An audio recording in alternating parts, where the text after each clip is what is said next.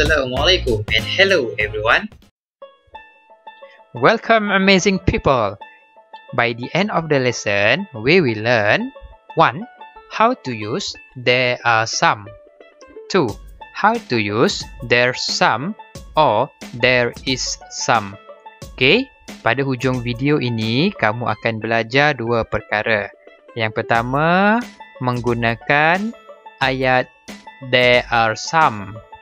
Dan yang kedua, bagaimana nak gunakan ayat there's some atau yang penuh, ayat yang penuh dia there is some. Okey.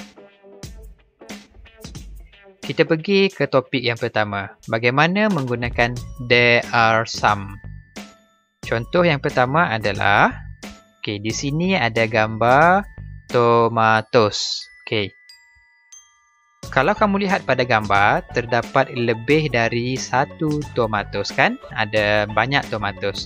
So, kalau ada lebih daripada satu, barulah boleh guna ayat there are some tomatoes in the fridge. There are some tomatoes in the fridge. Okay, there are some boleh digunakan apabila benda yang kita ceritakan itu kuantiti ataupun bilangan dia lebih dari satu. Kita tengok contoh yang kedua. Okey, di sini ada gambar carrots. Dalam gambar, carrots ini juga jumlah dia lebih dari satu. Jadi, kita kena gunakan there are some carrots on the table. There are some carrots on the table. Kenapa kena gunakan there are some carrots? Kerana jumlah carrot adalah lebih dari satu. Okey, tengok yang kedua. Okey, di sini ada gambar X. Juga bilangan dia lebih dari satu. So, kita kena kata there are some X in the cupboard. There are some X in the cupboard. Okey? Kita tengok pula bahagian dua. There's some ataupun there is some. Okey, apa maksudnya di sini? Maksudnya there's some adalah ringkasan kepada there is some. Okey? Kebiasaannya dalam percakapan kita gunakan there's some, tetapi dalam penulisan kita gunakan there is some. Okey. Contoh yang diberi adalah di sini ada gambar sugar. Ayat dia adalah there's some sugar in the cupboard ataupun there is some sugar in the cupboard.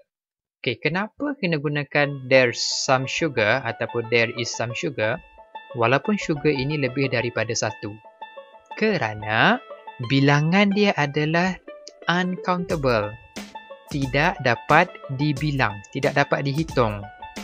Jadi, apabila tidak dapat dihitung, kita panggil dia uncountable. Bila dia uncountable, tak boleh gunakan there are some sugar. Salah, kena gunakan there's some sugar. Okey, kita tengok contoh yang seterusnya. There's some flour on the table. There is some flour on the table. There's some flour on the table. Okey, kenapa kena gunakan there's some flour? Walaupun kita nampak jumlah dia lebih dari satu, tetapi dia uncountable.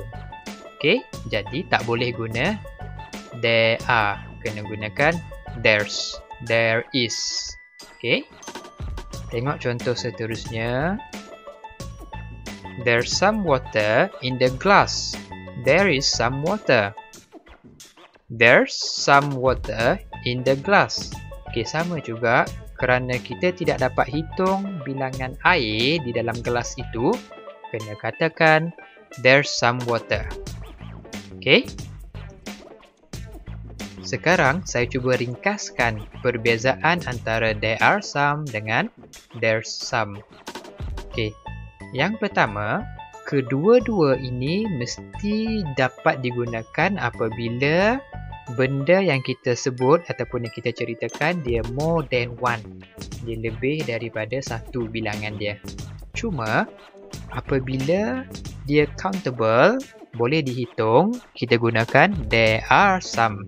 Tetapi apabila dia uncountable, tidak dapat dihitung, kena gunakan there's some. Okey, sebagai contoh untuk countable, kalau satu carrot, tapi kalau banyak carrots. Kalau satu tomato, kalau more than one tomatoes. Kalau satu onion, kalau more than one dia jadi onions. Egg dia jadi eggs. Biscuit dia jadi biscuits. Okey? Itu kalau bilangan dia lebih dari satu. Tetapi bagaimana pula contoh uncountable yang tidak dapat dihitung? Contohnya sugar, flour, water, milk, coffee. Okey, walaupun bilangan dia lebih dari satu, tetapi kekalkan ejaan dia. Jangan tambah apa-apa di hujung. Sebab apa? Sebab dia uncountable. Tidak dapat dihitung. Itu syarat dia. Apabila dia tidak dapat dihitung, kena gunakan there's some. There is some. Okey? Sebenarnya ada banyak lagi benda yang countable dan ada banyak juga benda yang uncountable. Jadi gunakan kebijaksanaan awak untuk fikirkan apa benda yang countable dan apa yang uncountable. Okay? Now, activity. Find some items in your house and write about them using there's some or there are some. Okay, untuk aktiviti kali ini senang sahaja. Cuba kamu perhatikan di sekitar rumah kamu, sama ada di dalam bilik, di kitchen, di living room. Okay? Cuba bina ayat dengan menggunakan perkataan there's some or there are some. Okay? Buat sedikit penulisan dengan menggunakan dua ayat yang awak belajar ini. Okay, that's all for now. Thank you for watching. Don't forget to subscribe, follow and like. Assalamualaikum. Have a nice day.